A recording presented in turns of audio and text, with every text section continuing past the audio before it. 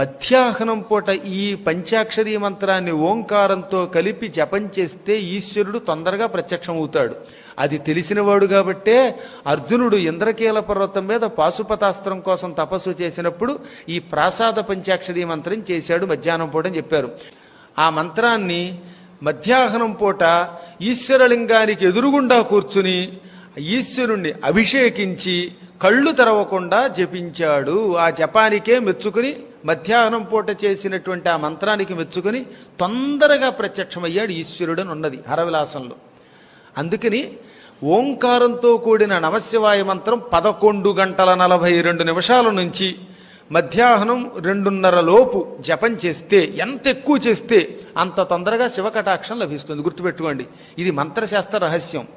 కొన్ని బయట పెట్టచ్చు, కొన్ని బయట పెట్టకూడదు. అందులో బయట పెట్టచ్చు అన్నారు కాబట్టి దీన్ని చెబుతున్నాం. ఖచ్చితంగా 11:40, 42